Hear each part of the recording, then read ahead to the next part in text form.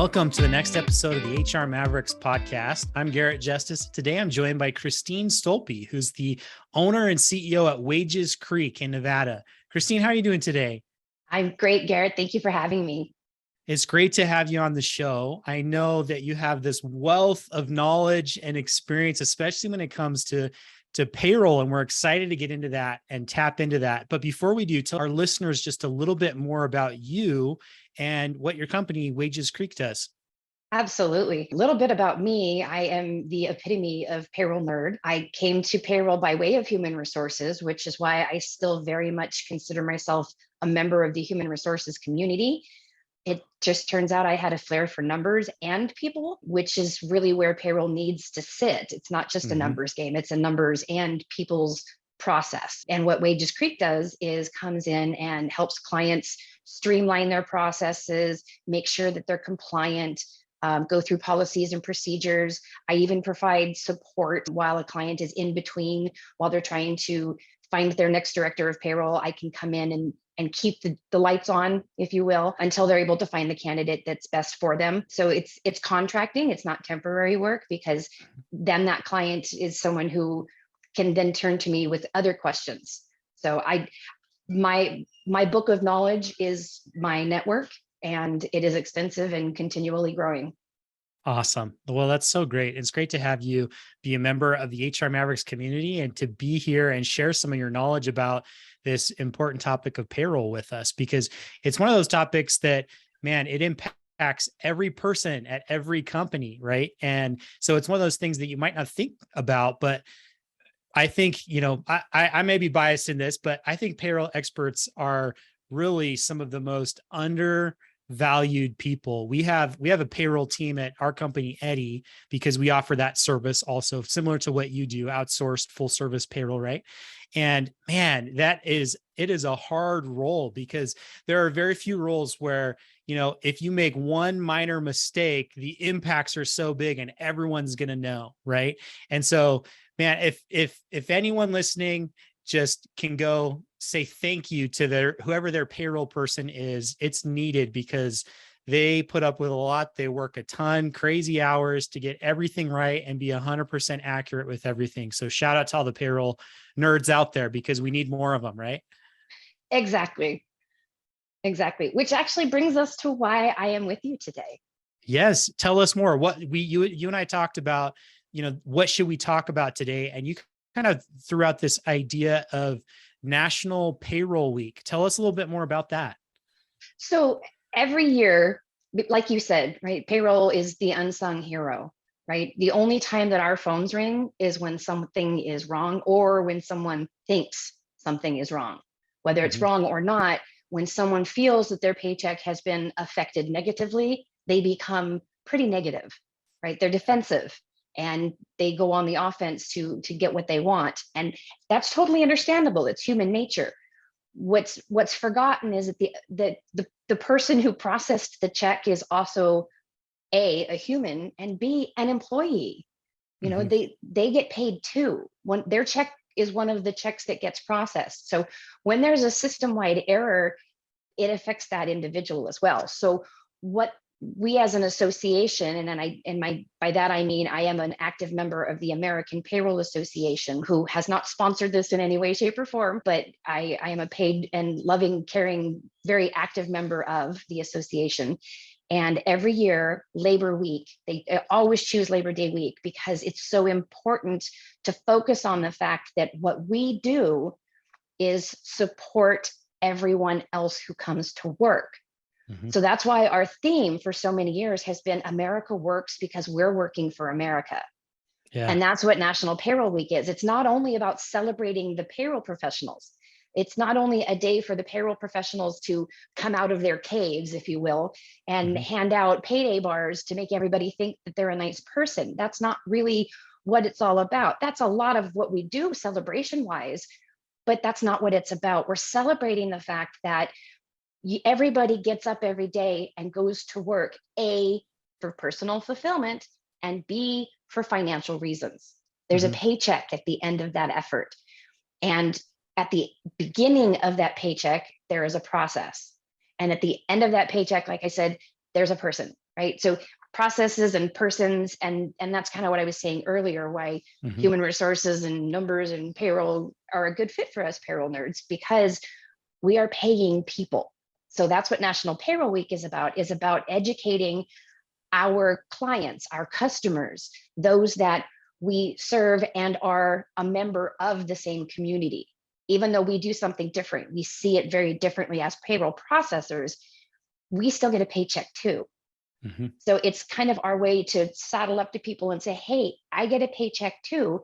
Let me explain to you why yours looks the way it looks. Yeah. So maybe then you can bump into somebody else and say, oh yeah, payroll's great. They sat me down and explained it to me. They're really nice people. Yeah. Right. And so to kind of soften that, and the more we bring that about. So this is actually the 10th year that I have Awesome. participated in National Payroll Week. So It's so great. it really is. It's a whole week, and then there's a big day of education on Friday. So like I said, it's not just about celebrating payroll, it's about celebrating the people who get paid. Yeah, good. Yeah, that was kind of my next question is this National Payroll Week really about, or is it really for those who are doing the payroll, or is it for everyone else to celebrate and thank those who are doing the payroll, right? Or is it both? Well, it's a lot of both, because payroll professionals are very, very, very good from here to here as far as like rubbery and extended, because we have to do a lot of this, right? Because no one else is doing it for us. National Payroll Week is the week that we get to come out and do this in the public side, as well as educate, right? Bring more people into payroll's rapport, if you Yeah, will, right? Because the more people who understand payroll or understand that payroll is a thing, then the more people who will not have those frantic Friday mornings. Wait a minute, why isn't my direct deposit there? Right? totally. They'll know before they go to bed on Thursday what's going on, because they have educated themselves or been educated or come into rapport, if you will, with the payroll team. Yeah, I'll just share from my perspective. I know I shared a little bit of this already, but since I joined Eddie a little over a year ago, and we have a payroll team who runs payroll for a lot of our customers, right?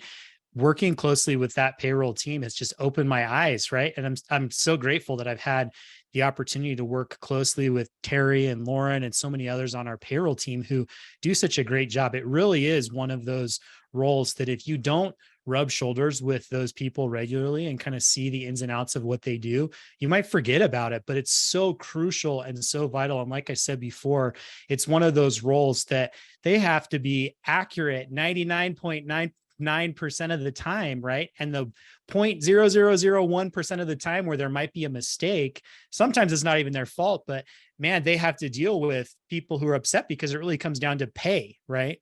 And so understanding that and what they go, the ins and outs of what they go through, and then all the legal and the tax implications, you think of like year end and everything else that they go through to help, people just get paid. One of the reasons why they show up to work and make sure that they can, file their taxes in the right way at the end of the year, those types of things it's just so crucial and so important to every single business out there, right? It really is. It really is. And I used the word mosquito not too long ago when I was talking to somebody about payroll, because there's a joke out there now that if someone's coming after you for time cards or some sort of thing at work, it's probably human resources and payroll that's coming after you for it. And it always just cracks me up, because I've always told people, if you don't give me your time card, Mm-hmm. what am I supposed to pay you? Yeah. Help me help you. Right. Right? Not to borrow the line from Jerry Maguire, but it's very true. Yeah. Payroll doesn't make up the numbers. Mm-hmm. Payroll doesn't make up the tax codes. Payroll doesn't decide how much goes to 401k or to your Section 125 benefits. We don't decide any of that. We are told. Mm-hmm. We are told what to pay people.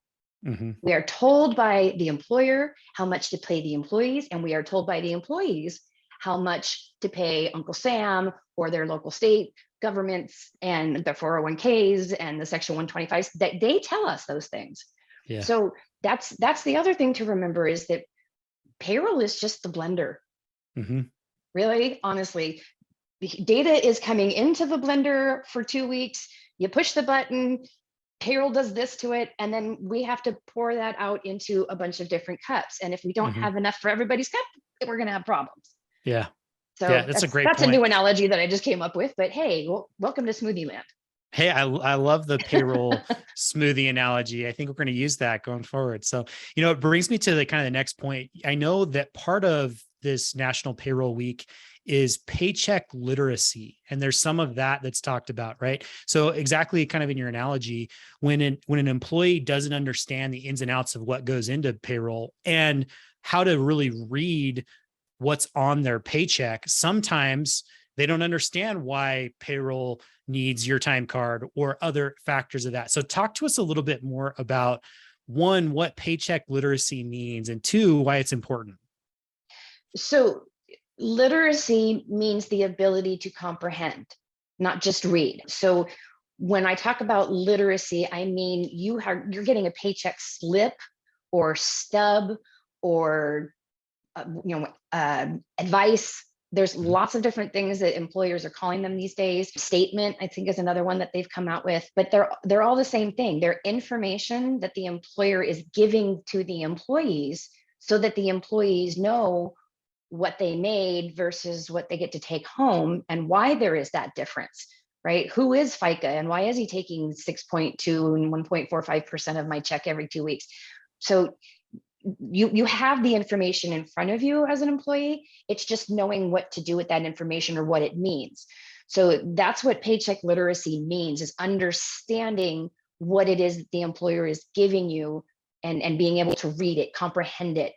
And the reason that's important is because that gives the employee the financial freedom to make their own decisions, right? Once an employee understands that the W-4 is their document, it doesn't belong to anybody else, it's their document, and they can turn it in and tell their employers, this is how you're going to tax me. Mhm. That's what that form is, right? If you don't turn it in, you're going to tax you at the highest amount. But if you turn it in, we're going to tax you how you tell us to. And if you tell us that you're exempt, okay, then we have to believe you, right? Mhm. And at the end of the year, you get a W-2 and there's no income tax withheld on it. We haven't done anything wrong. Mhm. You checked the box and you said that you were exempt.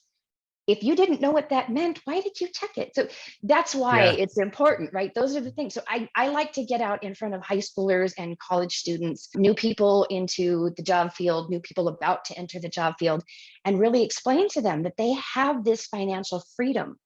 The IRS has given them the tool to say, this is what you're taking from my check.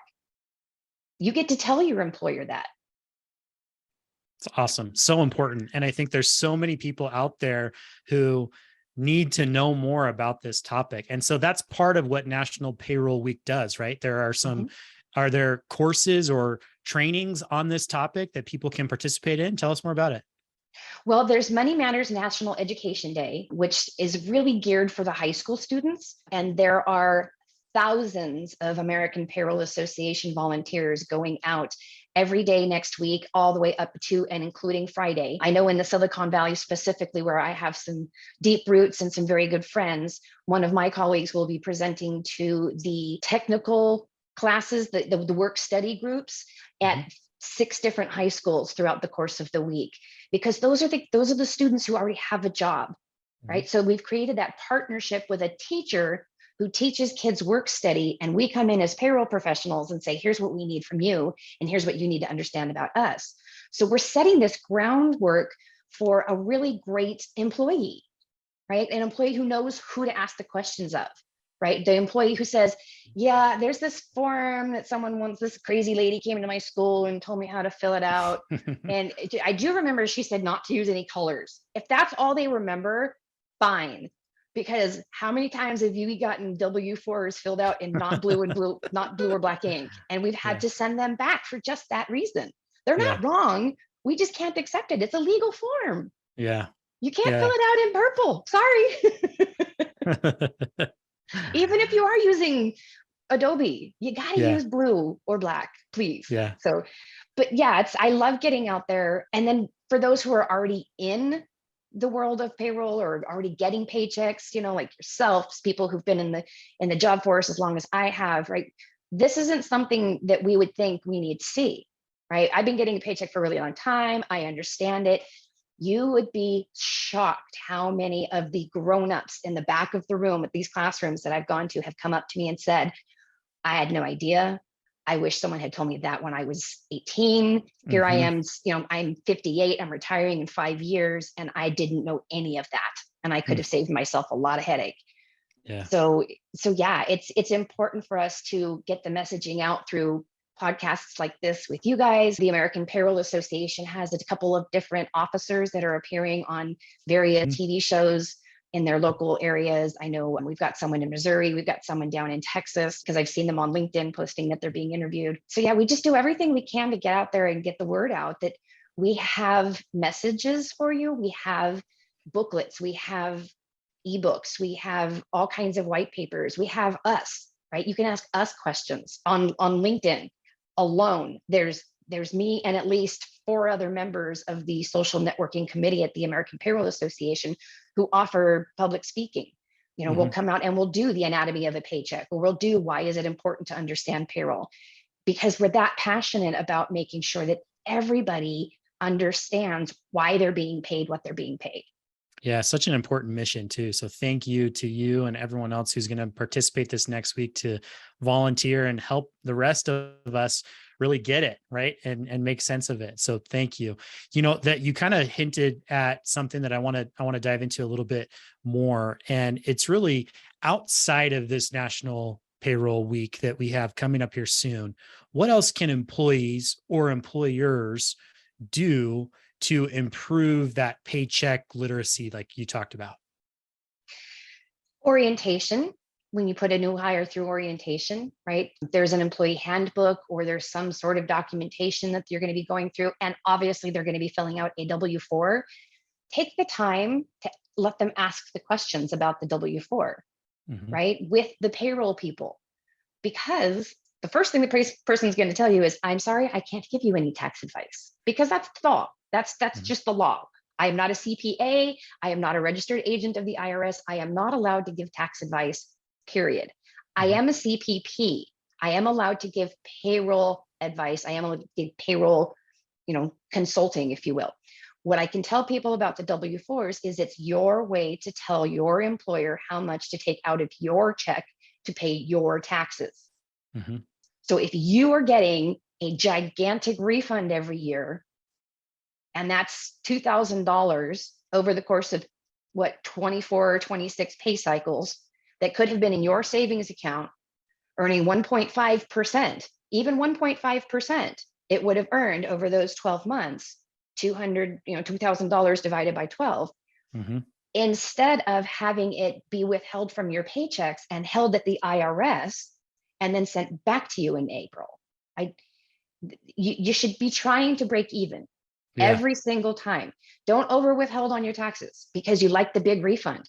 There's no interest on that Hmm. free loan to the IRS. Hmm. None. Zero. And it's Hmm. not working for you. It's working for nobody, right? The IRS is going to leave it there until they have to give it back to you. So it's not Hmm. working for anybody. And the IRS would really rather people have their money working for them. They don't like to issue refunds. Hmm. They really don't. But they also don't like to come out and try to collect. So it's Hmm. important not to under withhold at the same time. So during employee orientation, that's when payroll comes in and explains that to people, right? You got to figure out, you got to do the math. Go online, do the math. What do you make per year? What does your spouse make per year? What did you owe last year? Right? And then do the math. How much do you need to have come out of each one of your paychecks in order to cover the taxes for the rest of this year? Hmm. That's what you're doing. That's what the W-4 is. Yeah. So That's explaining that to people during new hire orientation, right? Because that's the first time you've got somebody, right? That makes you the employer that enlightened them.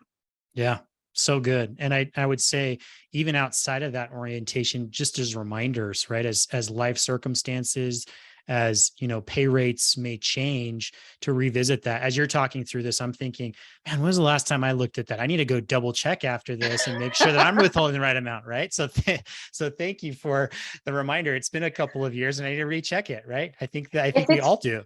if it's been a couple of years, it's going to be a lot different. Yeah. In 2019, that's the last time we had the W-4s that asked for allowance numbers. Now, 2020 forward, after the Tax Cuts and Jobs Act, there is no allowances. You can give us your status, right? You still have to tell us if you're single or if Hmm. you're married or if you're the head of household. Now, if you're married but you want to claim single, just click single. There is no married but withholding at single. You just Hmm. click single, right? Hmm. The rest of the form is only if it applies to you, do you fill it out? Yeah. So that's where you've got child care credits or dependent care credits. You can take those over the course of the year instead of having them be a big refund at the end of the year, right? So by taking them as a credit throughout the year, now your taxes on each of your paychecks are coming down and your take home each payday is going up Hmm. by that same amount that you would have gotten as a refund.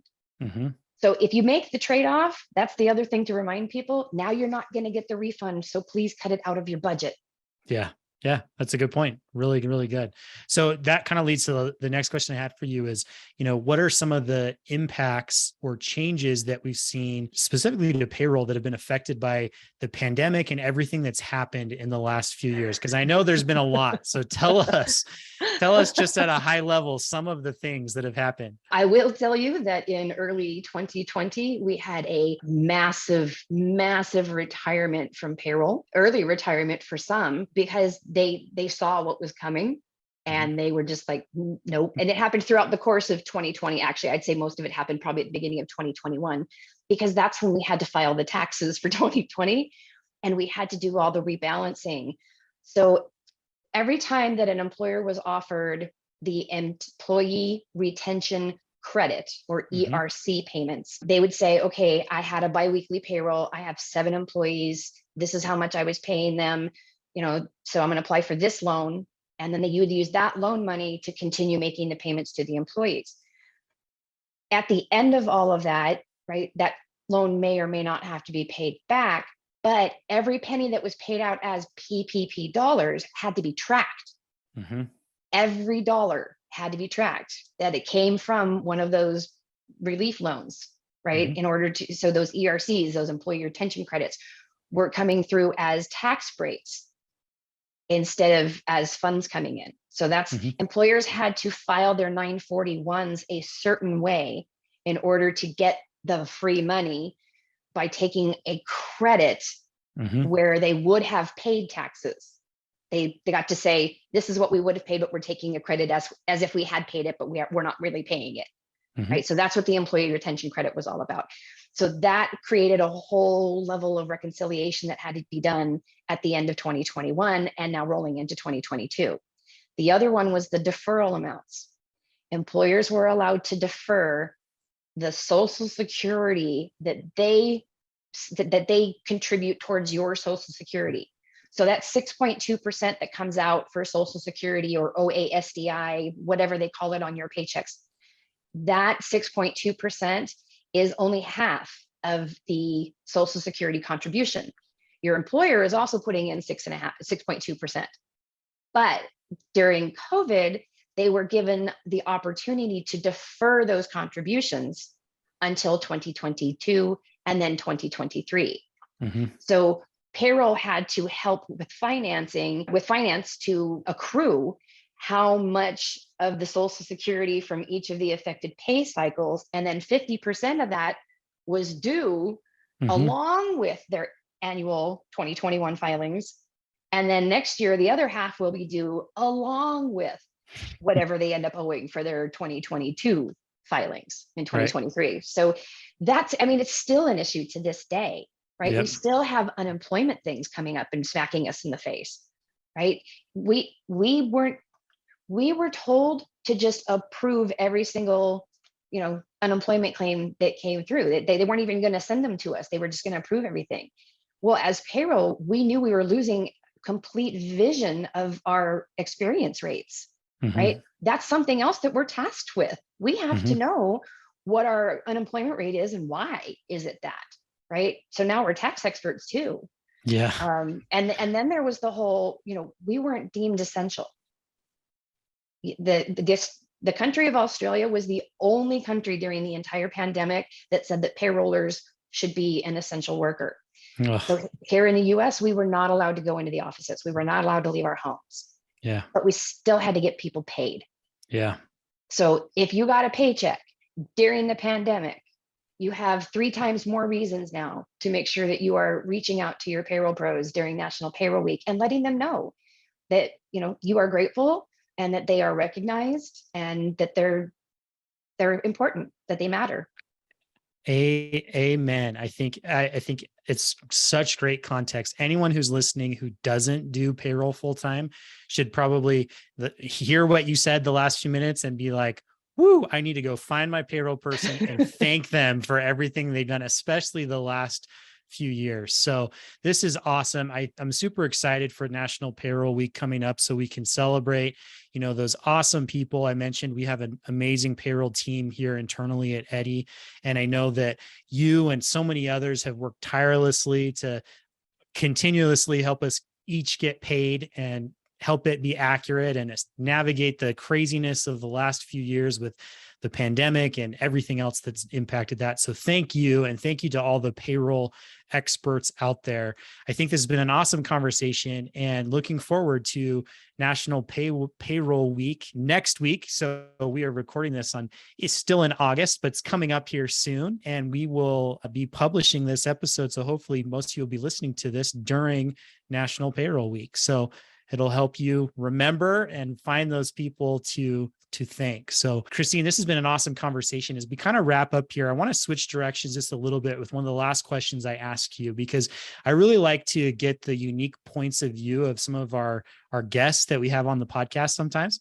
And so one of the ways I do that is with this question. So I'm curious, what's a commonly held belief regarding payroll that among small businesses, especially since that's the majority of our audience, a commonly held belief that you disagree with? Tell us more about that. I would have to say the lack of education. Small business owners know that they don't know a lot, right? Because they're learning as they go. But when it comes to payroll, you don't know what you don't know until someone figures out that you did it wrong. Mm-hmm. So it may not seem like a big deal, but it's better to ask the question than to make the error. Great point. I totally agree. And to that point, you know, reach out to the experts like Christine or that awesome payroll team that we have at Eddy. Reach out to those people who are ready and willing and waiting to help you, because it's one of those things that as a small business, you don't want to mess up early on, right? It's one of those things that you want to get right. And it's hopefully not trial by error, right? Or learning by errors that you make. Hopefully it's something that you can get right in that process, right? Exactly. Awesome. Well, Christine, the last question I have for you is if there are listeners that want to connect with you and ask questions to follow up based on the conversation we had today or to learn more about working with you, what's the best way for them to do that? The easiest way is LinkedIn. It's Christine Stolpe, Stolpe. I do have CPP on there as well, Certified Payroll Professional. If you earn the initials, might as well brag about them. And I also have a website for my business, which is www.wagescreek.com. Perfect. We will drop the links to both of those in the show notes so you can find them there.